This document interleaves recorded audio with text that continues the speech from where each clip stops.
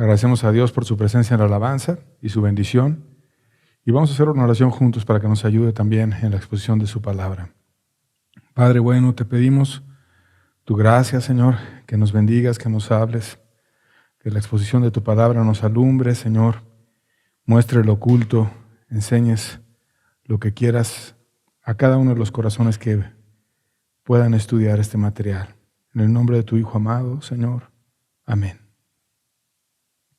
Salmo 101, versos 6 y 7, dice la palabra de Dios: Mis ojos pondré en los fieles de la tierra, para que estén conmigo. El que ande en el camino de la perfección, éste me servirá. No habitará dentro de mi casa el que hace fraude, el que habla mentiras, no se afirmará delante de mis ojos. En este versículo hermoso, Dios nos está enseñando cómo es que Él ve a los seres humanos para mostrar quién es el que camina con gracia delante de Él.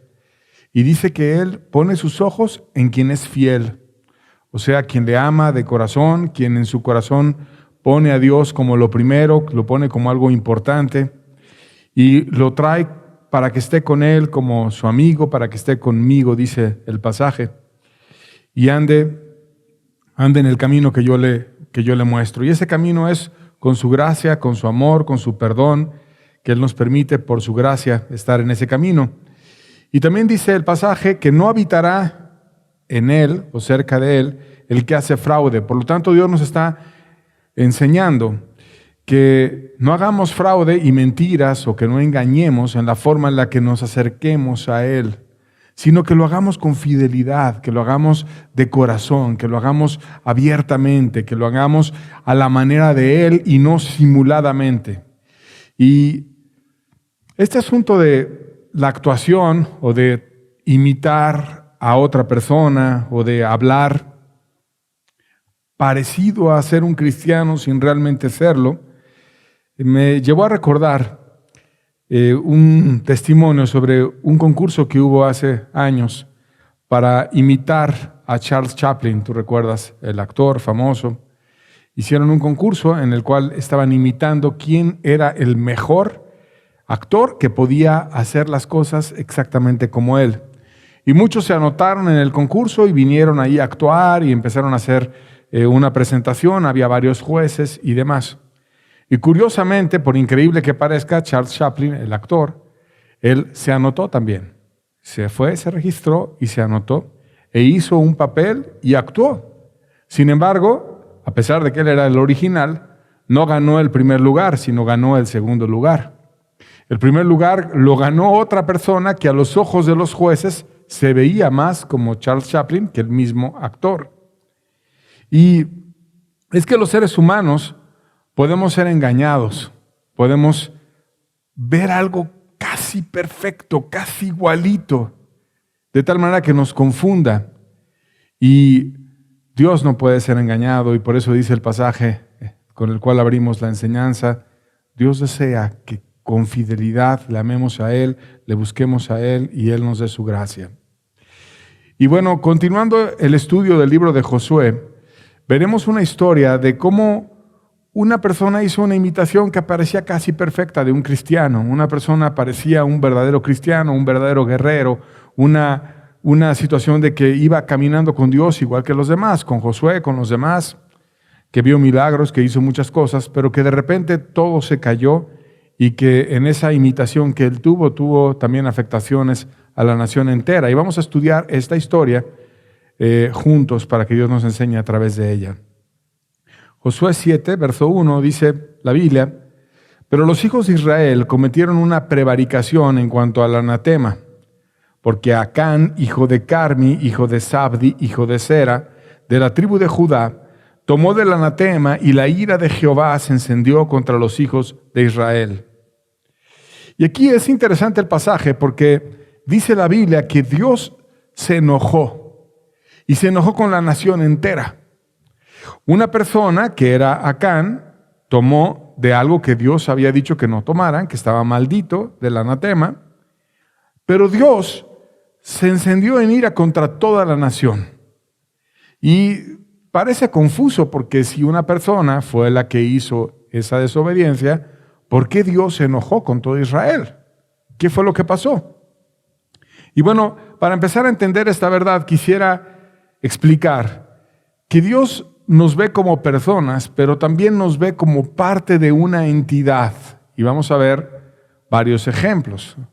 Iniciando con el matrimonio, Génesis 2, verso 24, dice la Biblia: por tanto dejará el hombre a su padre y a su madre, y se unirá a su mujer, y serán una sola carne.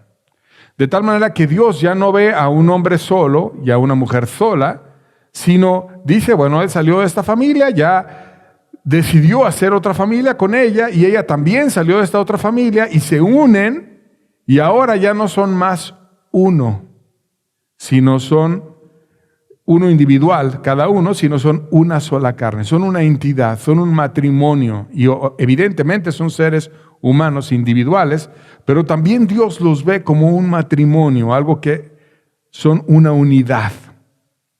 Este asunto también pasa no solamente en el matrimonio, sino en una tribu entera. Dios los veía como una unidad. Segunda de Samuel, verso 14 del capítulo 19, leemos juntos, dice la Biblia: así inclinó el corazón de todos los varones de Judá como el de un solo hombre, para que enviasen a decir al rey, vuelve tú y todos tus siervos.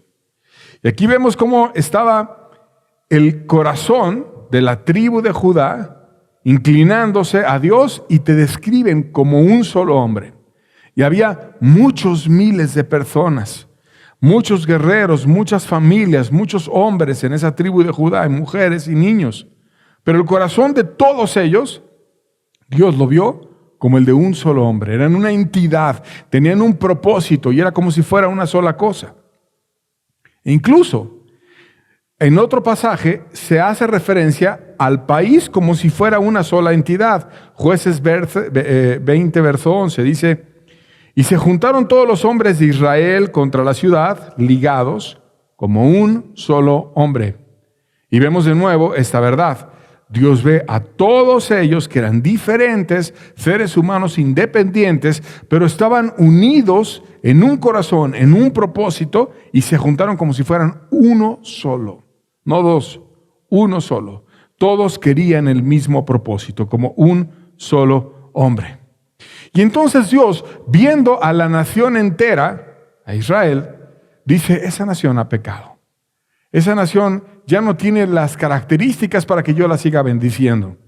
Esa nación se ha desviado. Y como nación no me está agradando lo que están haciendo, porque ya no están siendo transparentes unos con otros, porque ya hay levadura en una persona y los demás no están haciendo nada, porque ya no están buscando mi fidelidad, mi bendición como lo más importante, porque se están confiando, y entonces la ira de Dios se encendió contra toda la nación por algo que inició un hombre. Pero no solamente había un hombre, y lo vamos a ir viendo. Versos 2 y 3, seguimos estudiando, dice Josué 7, versos 2 y 3. Después Josué envió hombres desde Jericó a Jai, que estaba junto a Bet-Aven, hacia el oriente de Betel, y les habló diciendo: subid y reconoced la tierra. Y ellos subieron y reconocieron a Jai. Y volviéndose a Josué le dijeron: no suba todo el pueblo, sino que suban como 2 o 3 mil hombres y tomarán Jai. No fatigues a todo el pueblo yendo allí, porque son pocos. Josué sigue usando su técnica previa que hizo en Jericó, que fue enviar 2 espías.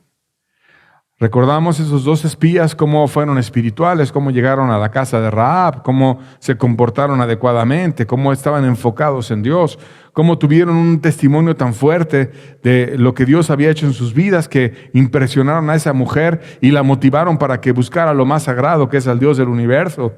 Y ella logró abrir sus ojos y ser aún parte del pueblo y salvar a su familia y unirse a Israel. A pesar de haber tenido una vida muy desviada, Dios vino y la salvó. Entonces Dios inspiró en Josué que hiciera exactamente lo mismo. Mandó a 2 espías de nuevo a la siguiente ciudad que iban a conquistar, que era Jai. Esos espías vienen de una manera confiada.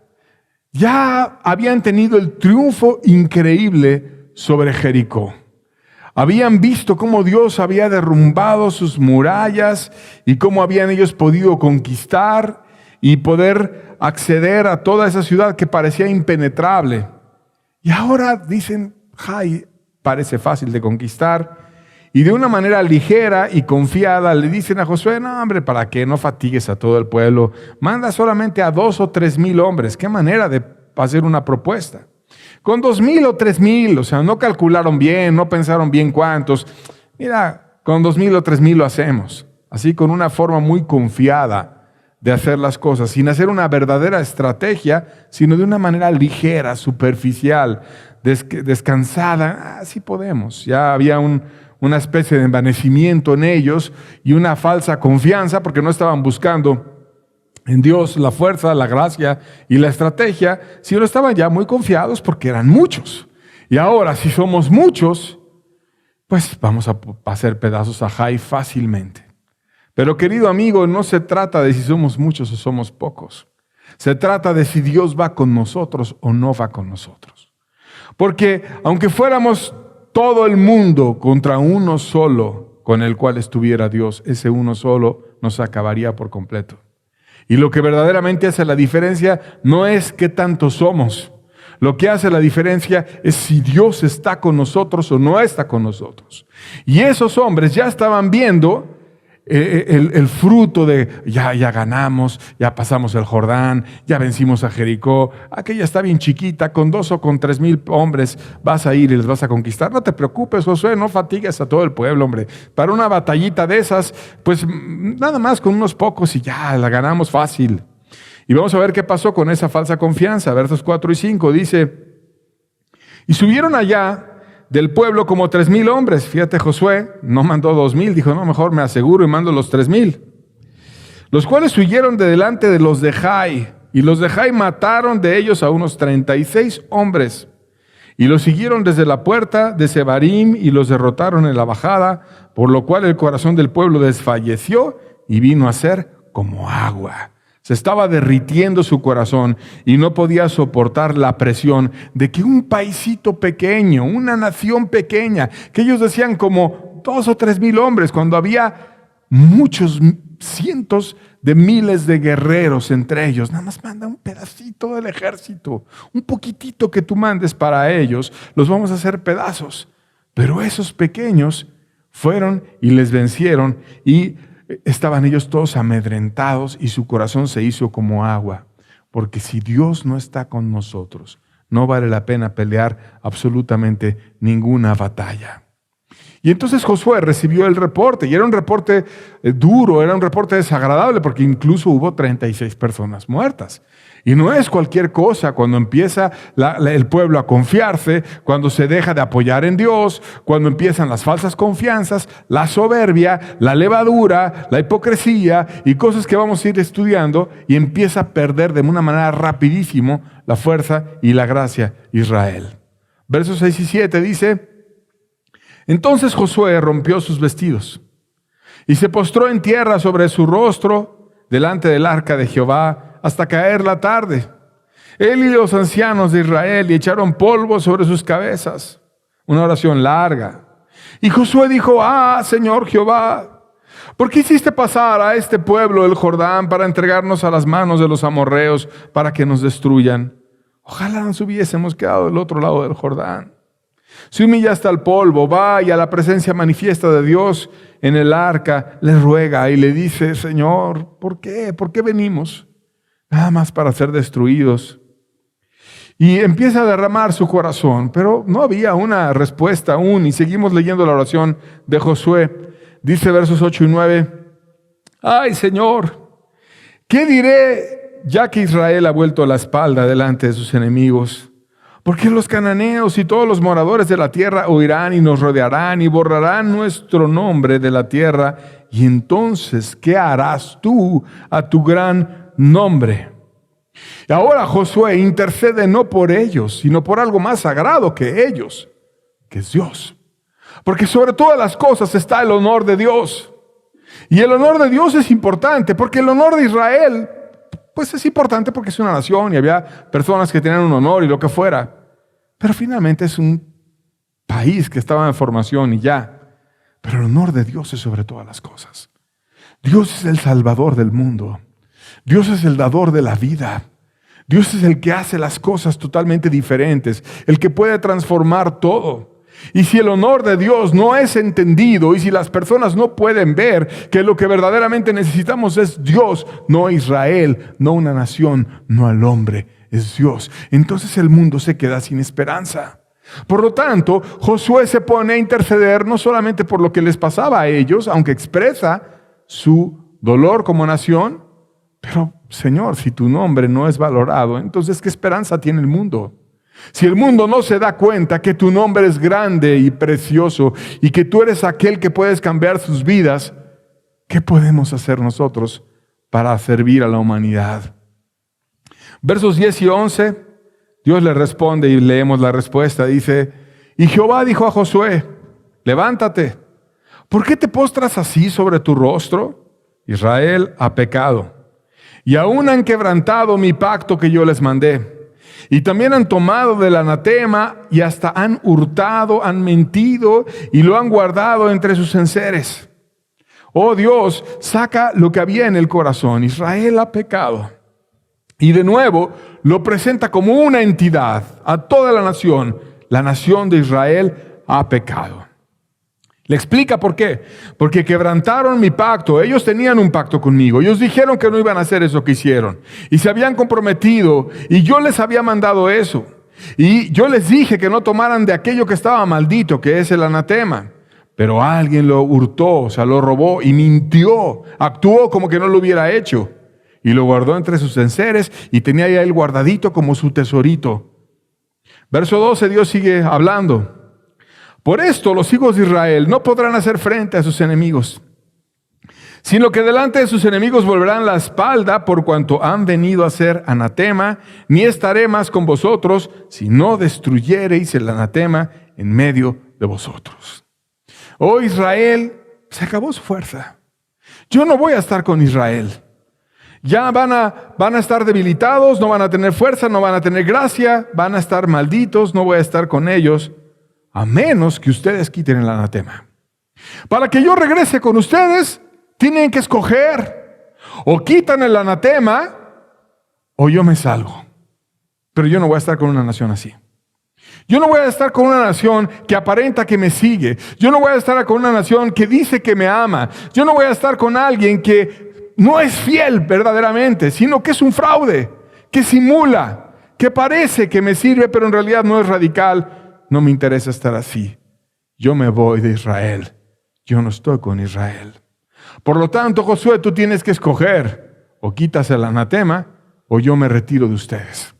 Pero Dios verdaderamente es celoso y Dios pide que su nación estuviera exactamente como Él decía y como Él había enseñado y les había llevado a hacer un pacto a la nación entera.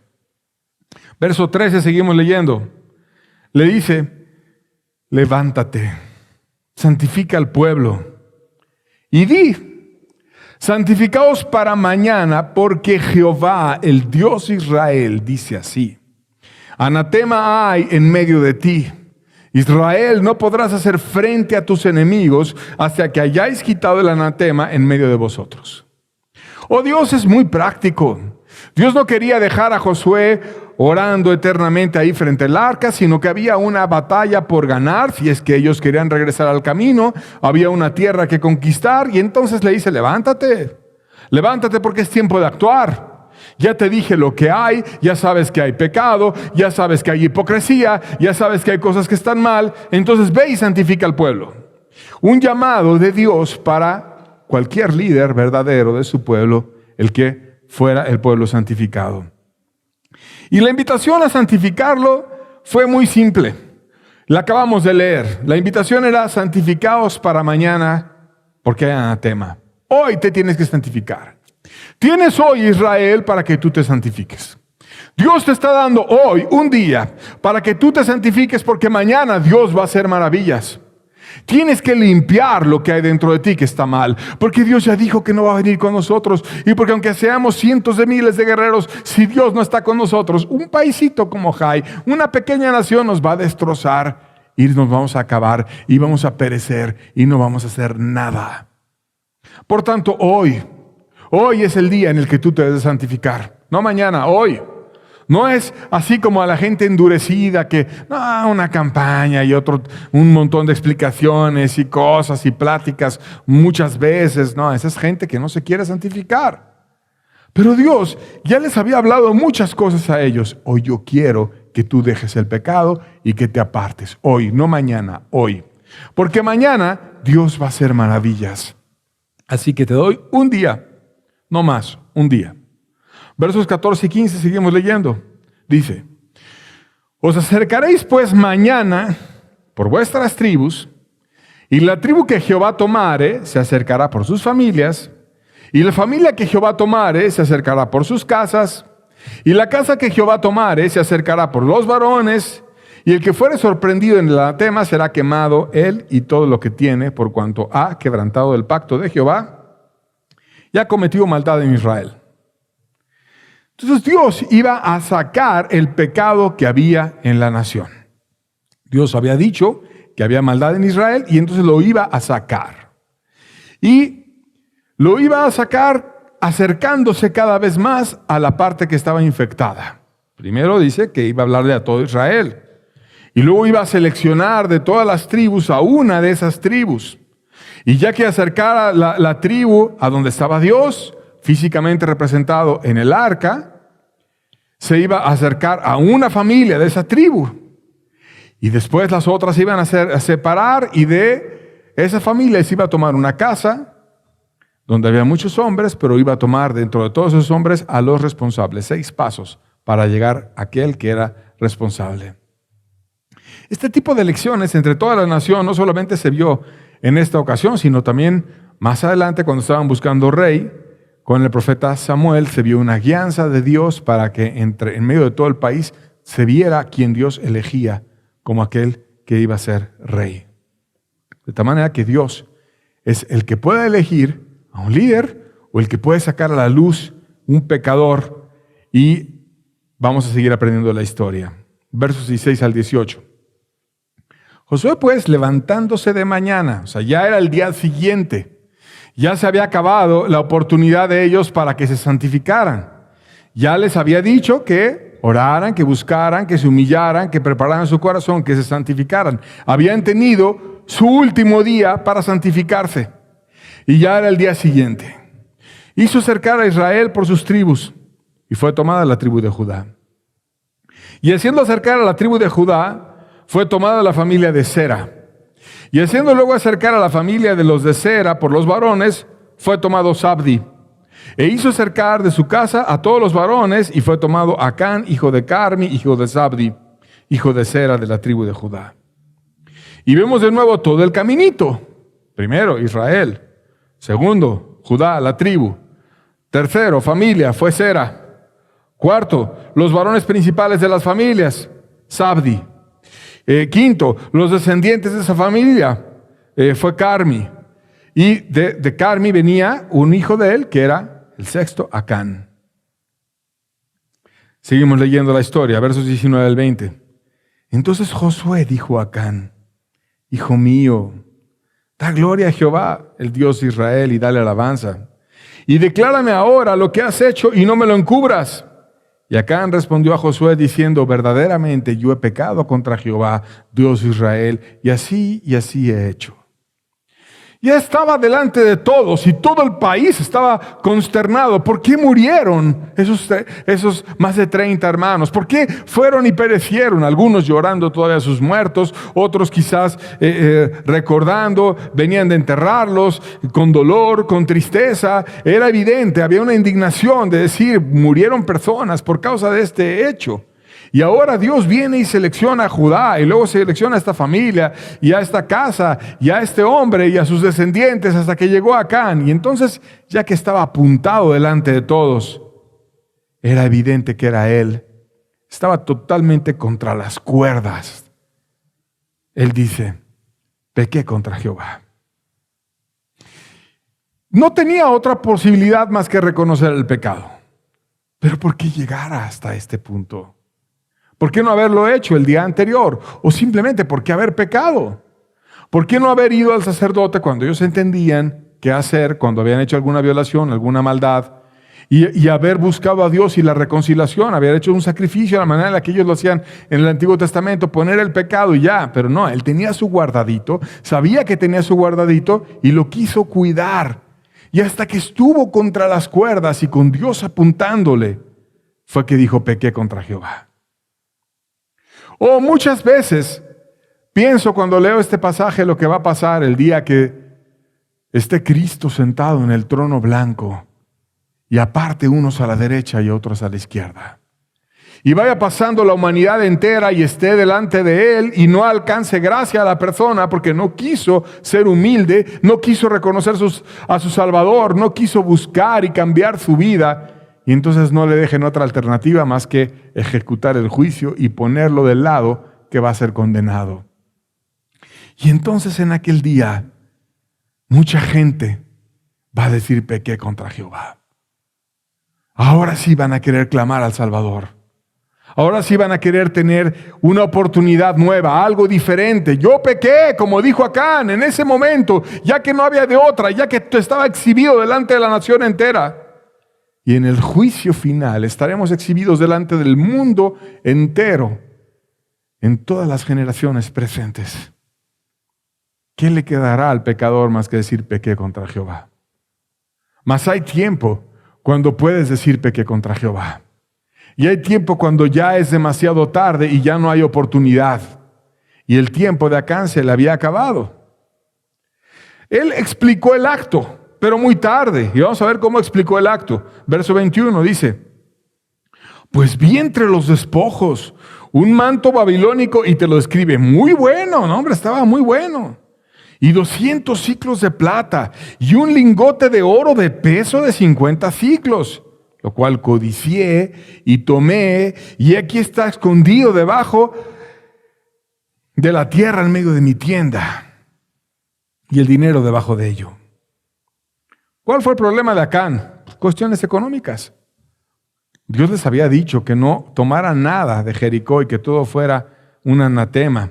O sea, lo que ellos hacían era maldito porque tenían actos idolátricos, porque sacrificaban niños, porque a lo mejor el manto ese que se veía muy bueno y babilónico era usado en ritos paganos y Dios no quería que usaran eso para nada y que recordaran que lo más importante era el ser radical en aquello que Dios les pedía.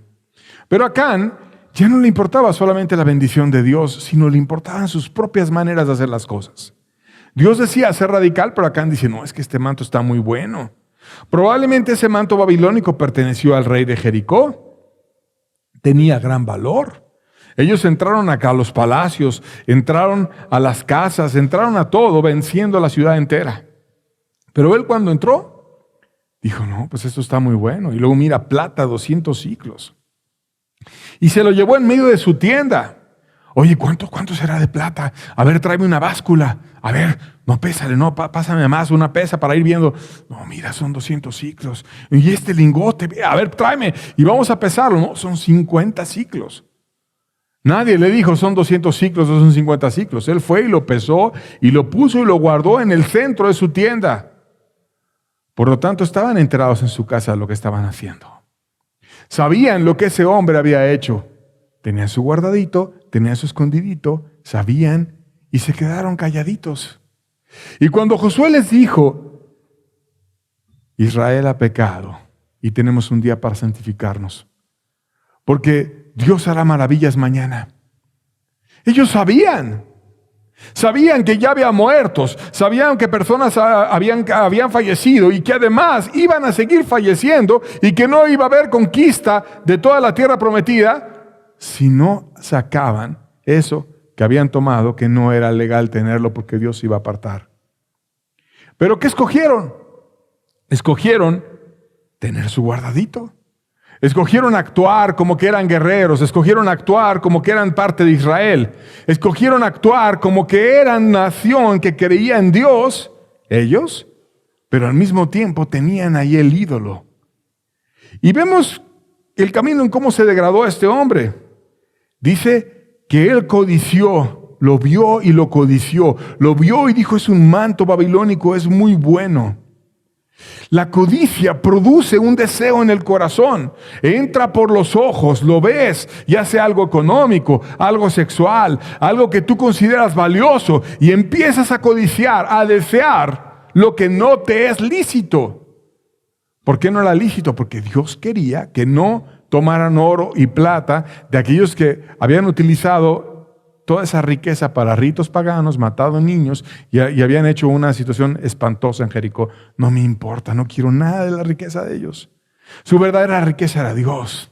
Su verdadera riqueza es que Dios iba con ellos. Es que Dios, cuando clamaron, llegó y tumbó las murallas de Jericó. Esa era su fuerza, no el dinero.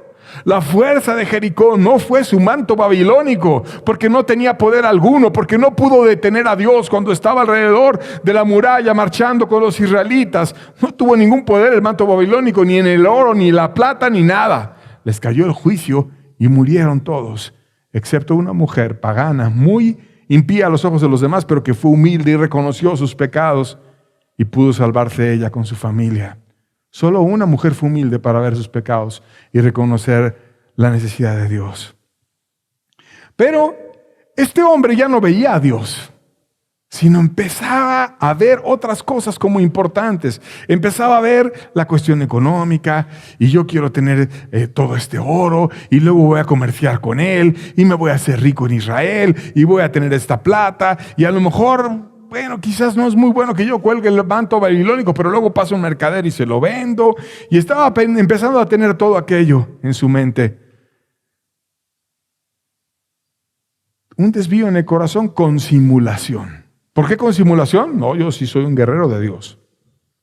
Yo vengo a la guerra y a conquistar la tierra prometida, pero con un guardadito adentro. Fue y lo confesó. Ya no tenía de otra. Estaba delante de toda la nación apuntado. Josué, como un buen juez, vamos a ver cómo actuó. Versos 22 al 23 dice, Josué entonces envió mensajeros, los cuales fueron corriendo a la tienda. Y he aquí estaba escondido en su tienda, y el dinero debajo de ello. Y tomando de en medio de la tienda, lo trajeron a Josué y todos los hijos de Israel, y lo pusieron delante de Jehová. Josué dijo, bueno, este hombre hizo algo muy grave y va a haber una pena grave, porque ya estábamos advertidos por Dios y sabíamos lo que va a pasar. A ver, vayan a ver si es así. ¿Qué tal si se está confundiendo? ¿Qué tal si por actuar con la mayor benignidad posible? Va, envía mensajeros, los mensajeros traen ahí todo el manto babilónico, el lingote, la plata, todo, y lo ponen delante de todos. Se corrobora la historia. Mas ya no era momento de arrepentirse. Dios les había dicho, santifíquense, y eso es el último día, porque mañana voy a hacer maravillas. Y él quiso reaccionar hasta que ya no tuvo oportunidad.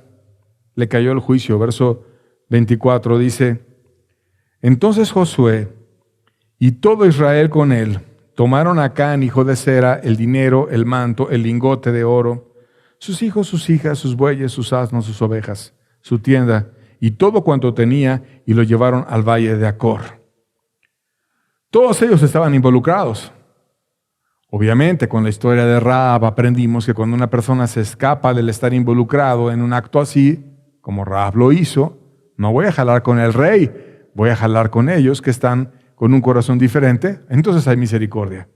Pero cuando estaban todos ellos ahí, no, si escóndelo, guárdalo, tápalo bien, y en la casa, no, nos vamos a ser ricos, y pensando ya en todo lo que tenían ahí, y no en que habían ofendido a Dios, no se puede hacer mucho por una familia así, que tolera al ladrón, que tolera al hipócrita, que se hace simulada. Versos 25 al 26, seguimos leyendo, dice, y le dijo Josué, ¿por qué nos has turbado? Túrbete Jehová en este día. Y todos los israelitas los apedrearon y los quemaron después de apedrearlos. Y levantaron sobre él un gran montón de piedras que permanece hasta hoy, y Jehová se volvió del ardor de su ira. Y por esto aquel lugar se llama el Valle de Acor hasta hoy. ¿Por qué nos has turbado? Túrbete Jehová.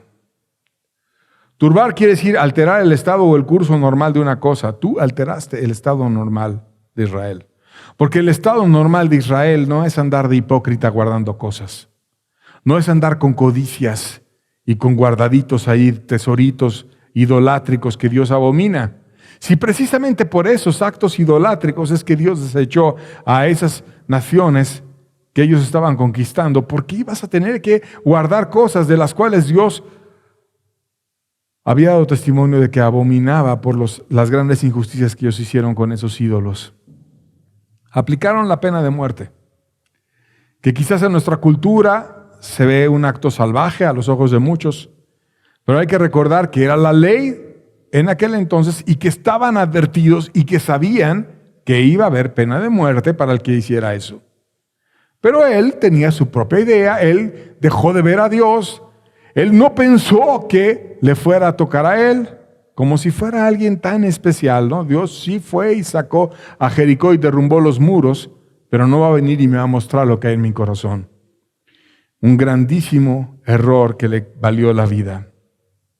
Evidentemente, si alguien cae en idolatría o en codicias o en una situación similar, en hipocresías, no quiere decir que el día de hoy lo vamos a matar o lo vamos a tomar a pedradas y hasta que muera a él, a su familia, lo vamos a juntar a todos. No. Estamos en una cuestión legal totalmente diferente, porque en nuestro país la pena de muerte no es ni siquiera legal y no podemos matar a nadie. Pero nos está enseñando Dios esta historia para que recordemos lo radical que debemos de ser con este asunto de la hipocresía. Cómo Dios deja de estar con la nación cuando cae hipocresía, codicia y pecados ocultos, y que la única manera en la que nosotros podemos volver a tener la bendición de Dios es sacando ese tipo de cuestiones, de hipocresía, de maldad. Podemos aprender cómo somos turbados por la gente que tiene sus guardaditos y perdemos poder, y Dios no desea eso para la iglesia. Por lo tanto, no tenemos por qué solapar ninguna maldad de estas en nadie, aunque sea tu familiar o aunque sea quien sea. Se debe de señalar la maldad y se le debe de decir con toda claridad. Ellos llegaron hasta el punto de ejecutar la pena de muerte en Acán y entonces cambiaron las cosas. Vamos a ver cómo cambió. Josué 8, versos 1 y 2. Dice, Jehová dijo a Josué, no temas ni desmayes.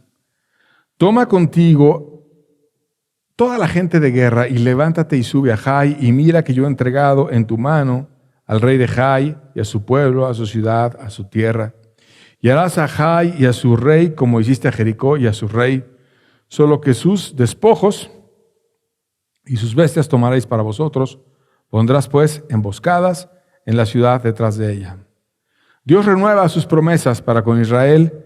Dios les da la guía, le dice a Josué cómo le iba a hacer, le da la estrategia, le dice cómo iba a pelear la batalla, le vas a poner emboscadas, le da visión, yo regreso con ustedes, voy a volver a dirigir, porque ustedes sacaron a Acán, y entonces yo regreso con ustedes. Primer consecuencia de haber resuelto eso fue que la guianza de Dios y la gracia vuelve. Cuando ya no hay guianza de Dios en un lugar y cuando ya no hay gracia y Dios no está caminando por dónde, ya sabes por qué es. Está Acán en medio y no se ha retirado Acán. Segunda cosa que pasó, como consecuencia de la restauración que ellos tuvieron, ganaron esa batalla. Versos 21 al 22 de Josué 8 dice, Josué y todo Israel, viendo que los de la emboscada habían tomado la ciudad y que el humo de la ciudad subía, se volvieron y atacaron a los de Jai, y los otros salieron de la ciudad a su encuentro, y así fueron encerrados en medio de Israel, los unos por un lado y los otros por otro lado, y los hirieron hasta que no quedó ninguno de ellos que escapase. O sea, tuvieron fuerza y pudieron vencer a su enemigo y pudieron conquistar esa nación de Jai. Después de la restauración viene la victoria. Si en un lugar no hay victorias, es porque no ha habido restauración. También continuaron como nación teniendo una vida de adoración a Dios. Josué 8, versos 30 al 31.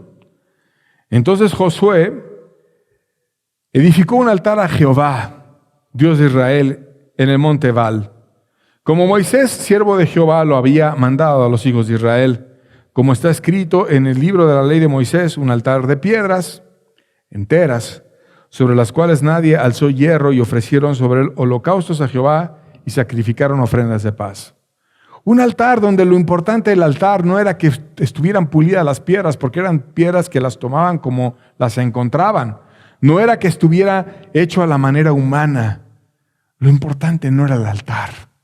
Lo importante era Dios que se presentaba en el altar.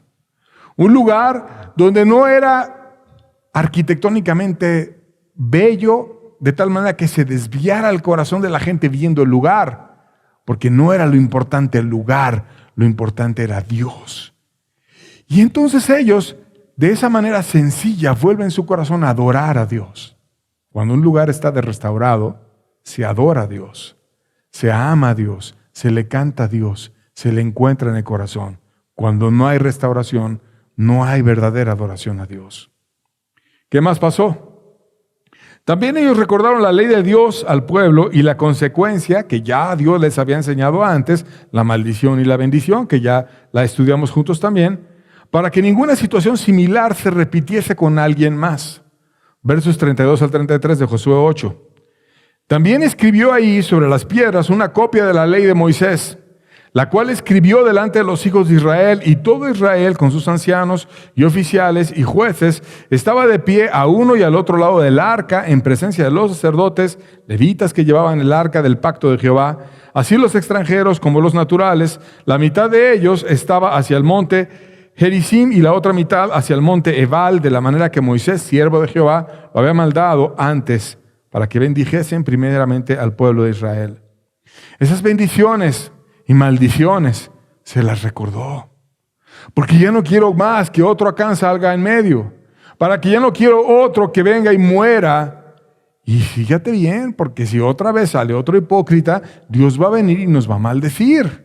Pero si caminamos en su ley y le honramos y lo ponemos a Él primero, Dios va a bendecir nuestro entrar, nuestro salir, nos va a considerar benditos en el campo, benditos en la ciudad, nos va a bendecir a nuestros hijos, nos va a bendecir absolutamente en todo. Empezaron a enseñar al pueblo para que no repitieran aquello en lo cual se estaban desviando. Aún más, tuvieron un estudio abundante y profundo, porque no arreglaron así medio a medias las cosas. No nada más era con Acán, no, era para evitar que todos fueran a tener un desvío similar al de Acán. Versos 34 al 35 de Josué 8.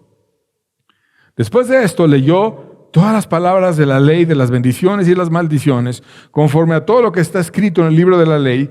No hubo palabra alguna de todo cuanto mandó Moisés que Josué no hubiese leído delante de toda la congregación de Israel y de las mujeres y de los niños y de los extranjeros que moraban con ellos. A todos se les enseñó la ley de Dios y ellos fueron instruidos.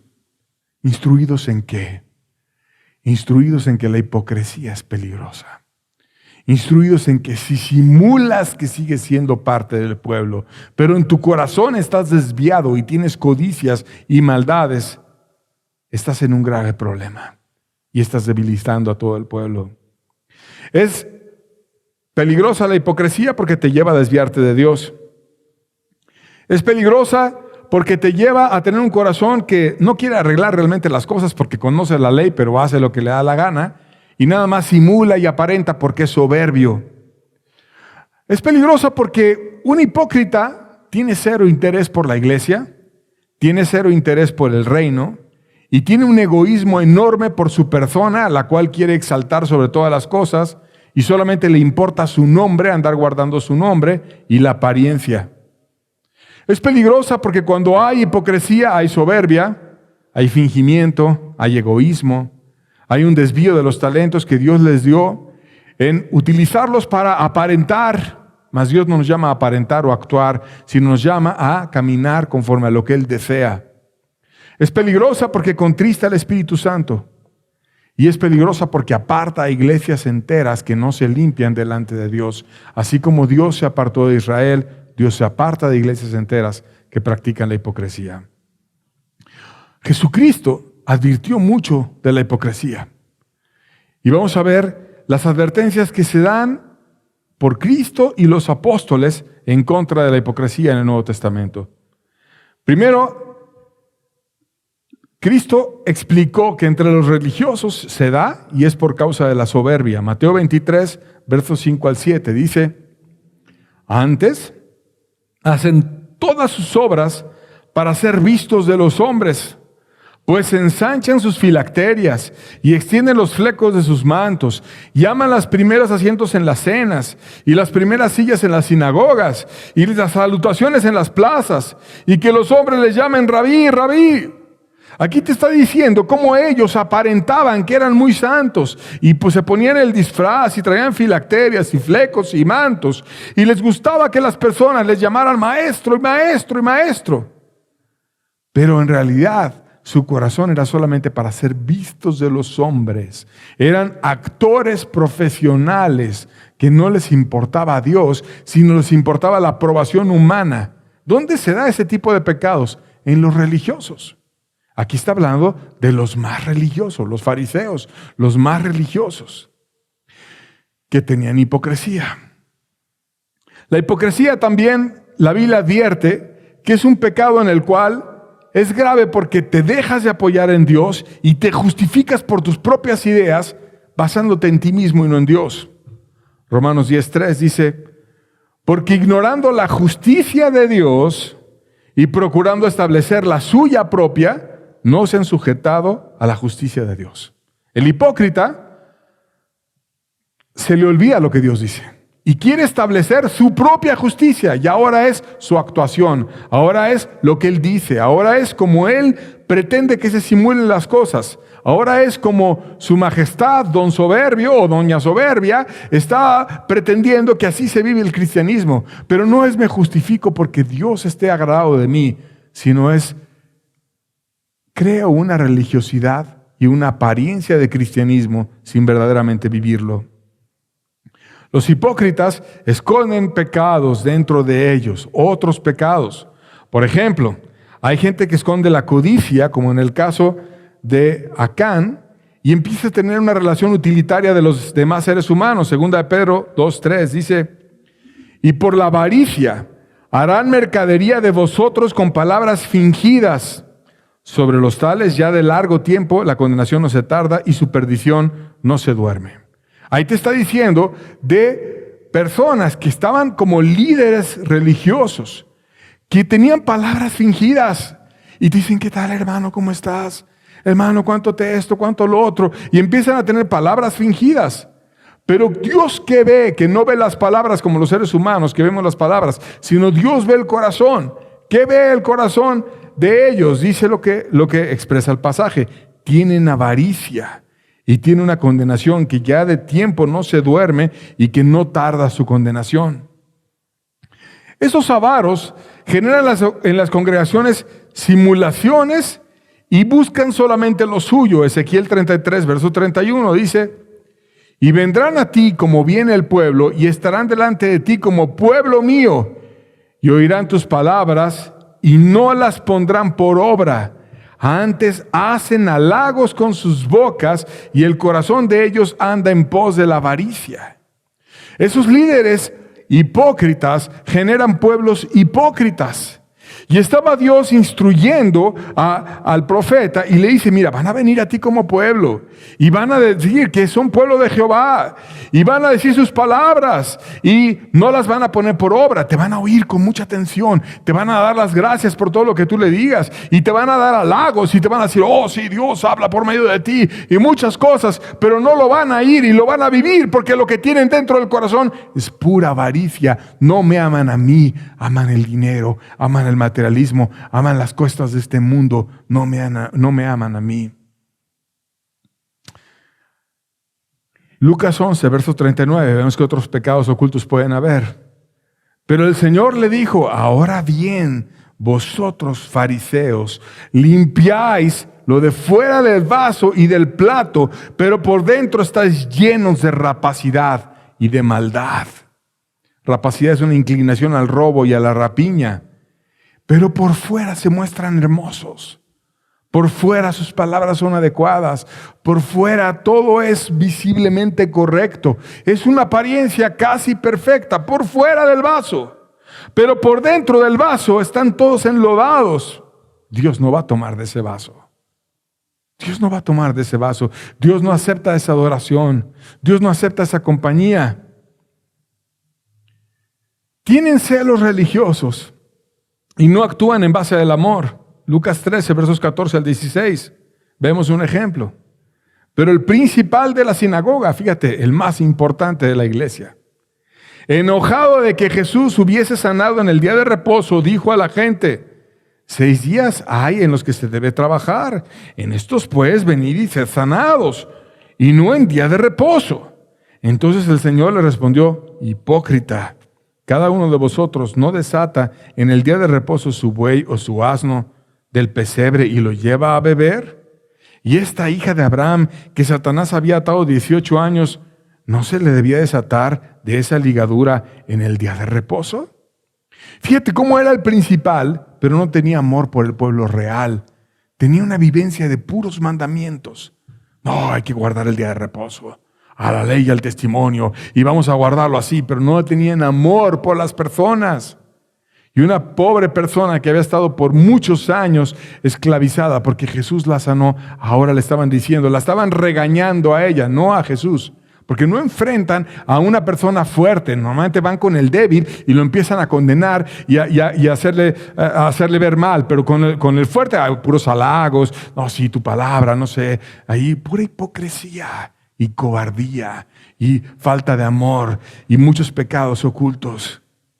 Cuidan minucias, pero hacen pecados graves y Dios se lamenta de ellos. Mateo 23, versos 23 al 24. Ay de vosotros, escribas y fariseos, hipócritas. Por eso Dios dice, ay de vosotros, porque son hipócritas. Y te dice, ¿por qué son hipócritas? Porque diezmáis la menta, el eneldo y el comino, y dejáis lo más importante de la ley, la justicia, la misericordia y la fe. Esto era necesario hacer sin dejar de hacer aquello. Guías ciegos que coláis el mosquito y tragáis el camello. Personas rigurosísimas que andan viendo así cosas. Ay, a ver, no, vamos a diezmar el eneldo, el comino, los pequeños granos, las pequeñas cositas que muchas veces la gente ni diezma. Le das ahí unos frijoles o le das algunas semillas o algo. La gente usualmente dice gracias, va y se las come y ya no, pero el religioso no. 9 son mías, una del Señor. Y empezaban a diezmar todo riguroso en el diezmo. ¿Por qué tanta énfasis en el diezmo? Pues claro, si enseñaban a la gente a ser rigurosos en el diezmo, le iban a recibir más diezmos y eran avaros y querían que ese mandamiento fuera rigurosamente guardado. Pero ¿qué tal la misericordia? ¿Qué tal la justicia? ¿Qué tal el tener fe y un corazón limpio delante de Dios? Eso no era importante.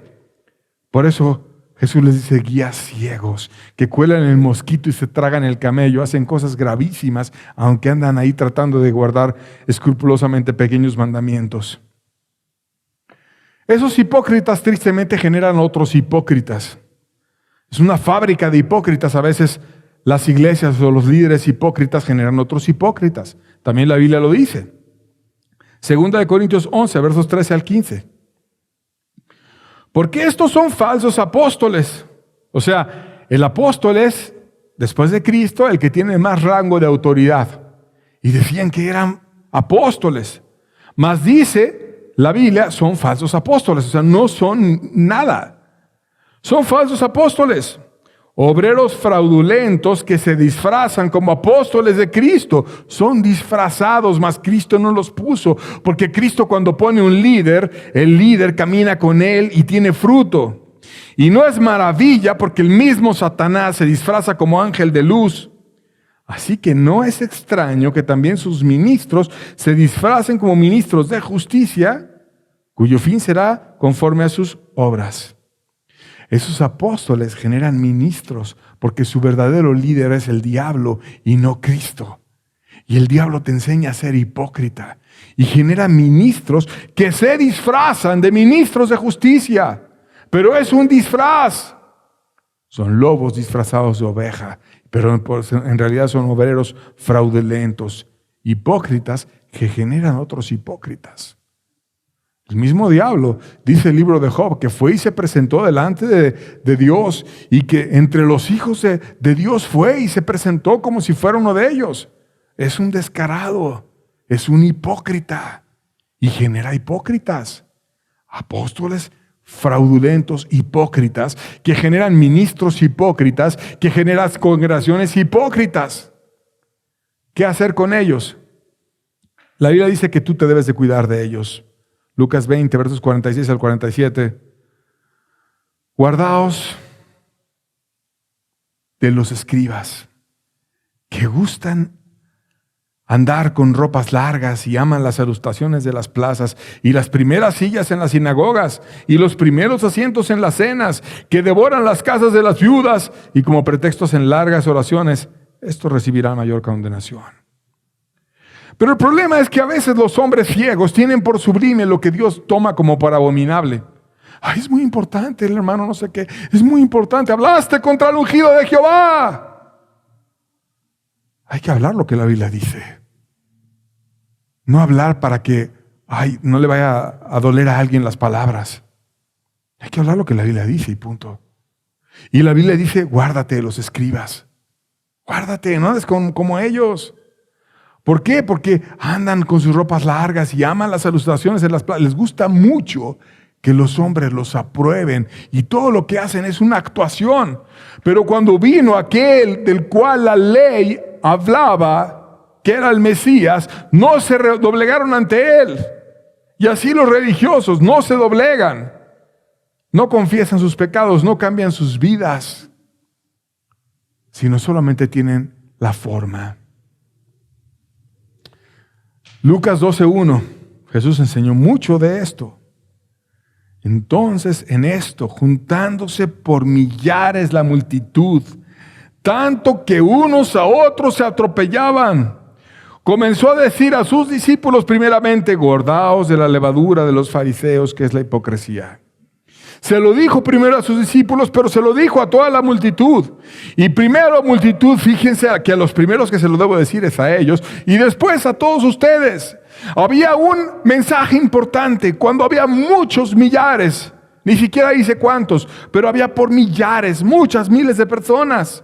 Tanto que unos a otros se atropellaban y querían oír a Jesús. Vamos a oír a Jesús, quiero oírlo. Y había un mundo de gente. ¿Qué es lo que dice? Vamos a poner atención. Y se oyeron las palabras de Jesús entre ese mar de gente. Y sus palabras fueron, guárdate de la levadura de los fariseos, que es la hipocresía. Y hoy Dios tiene un mensaje para todo aquel que dice que cree en Él. Guárdate de la levadura de los fariseos, que es la hipocresía.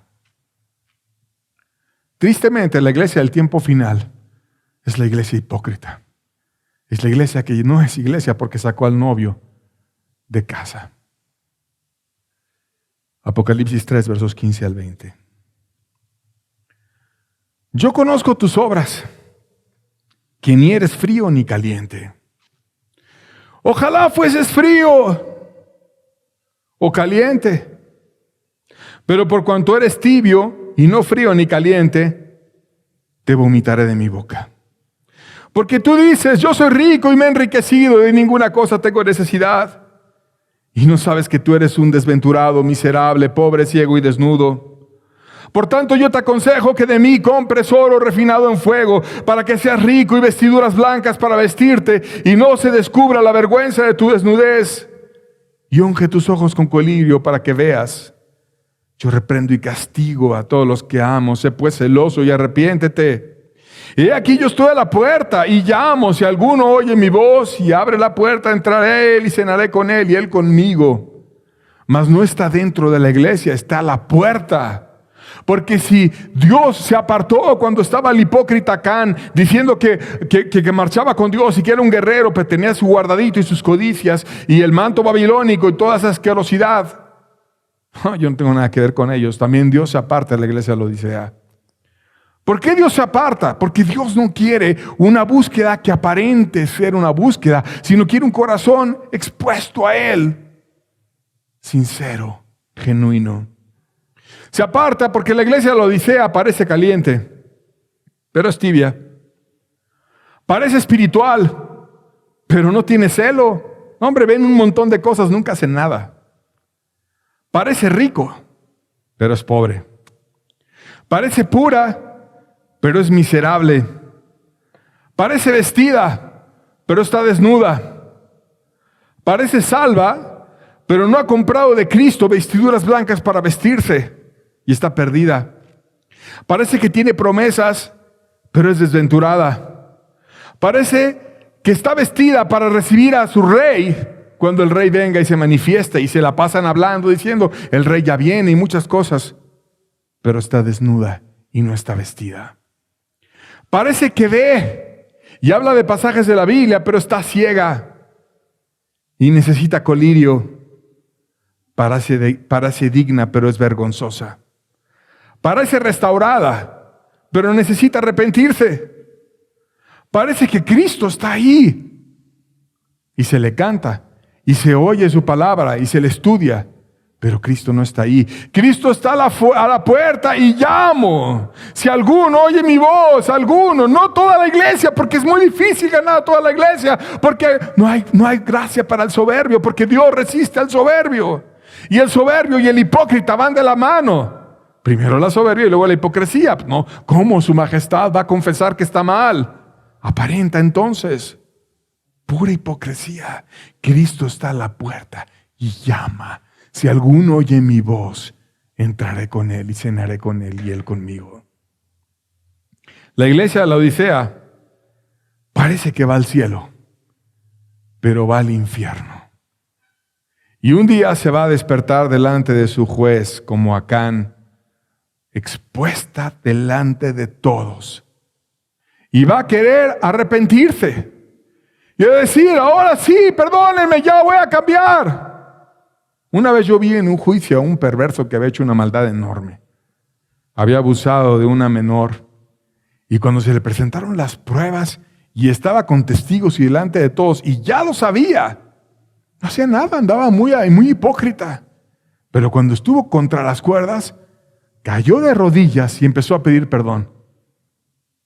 ¿Por qué hacer eso hasta que estás así contra las cuerdas? No te hagas hipócrita. Tienes una oportunidad. Y si andas aparentando que andas muy restaurado, que andas muy bien, que andas muy preocupado por el reino, pero por dentro estás lleno de codicia y de maldad, y traes un corazón sucio, arrepiéntete. Porque Josué les dio un día para santificarse y después vino el juicio. ¿Y qué tal si Dios mañana le dice a tu corazón, párate, y estás delante de Él mañana mismo y no estás preparado? Vamos a ver el final del hipócrita, Mateo 22, versos 10 al 13. Saliendo los siervos por los caminos, juntaron a todos los que hallaron juntamente buenos y malos. Y las bodas fueron llenas de convidados. Y entró el rey para ver a los convidados. Y vio allí a un hombre que no estaba vestido de boda. Y le dijo, amigo, ¿cómo entraste aquí sin estar vestido de boda? Mas él enmudeció. Entonces el rey dijo a los que le servían, atadle de pies y manos y echadle a las tinieblas de afuera, y ahí será el lloro y crujir de dientes. O es una parábola que dijo el precioso Señor Jesucristo, que va a ser el juez y aparte va a ser el novio cuando venga por su iglesia. Pero Él viene por su iglesia, una iglesia que sea limpia, sin mancha y sin arruga, vestida, preciosa y perfecta. No que simule, sino que sea como Él lo merece. Y en esta parábola te dice que llamaron a buenos y malos. Como Dios llama a todos los que se dicen buenos, los religiosos, y te dice arrepiéntete y cambia.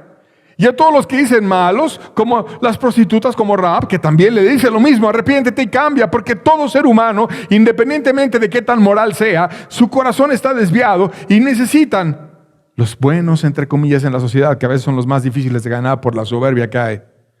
Y los malos, que a veces son más abiertos y menos hipócritas. Y dices, sí, ya, ¿para qué ando de hipócrita? Tengo todo esto. Y lo ponen delante de Dios. A buenos y malos los invita. Pero a todos les dice, cambia tu vestidura. Cambia tu vida. Arrepiéntete. Sé nuevo. Pero cuando estén en las bodas, de repente aparece uno que no tenía vestiduras. Y si alguien fuera tan buen hipócrita que a todos el ser humano aparezca como un cristiano ejemplar, ¿qué harás cuando te enfrentes a Cristo el día de la boda y te diga, amigo, ¿cómo viniste sin estar vestido? Y veas tu desnudez y veas que no estás preparado. Enmudeció. Porque hay un momento en el que ya no hay oportunidad, estás contra las cuerdas y ya no puedes hacer nada. Enmudeció. No va a haber explicación. La sentencia está dada, atarle de pies y manos. No va a poder hacer nada, ninguna obra, y no va a poder caminar ningún camino de sus perversos caminos más. Y lo echan afuera a las tinieblas, en donde va a ser el lloro y el crujir de dientes. Y el hipócrita va a estar lamentando por toda la eternidad, muy arrepentido, y va a estar crujiendo los dientes ante el dolor de ver tanta luz y tanta gloria. Y peor le va a saber la eternidad porque vio un pedazo de la gloria y se la perdió por hipócrita.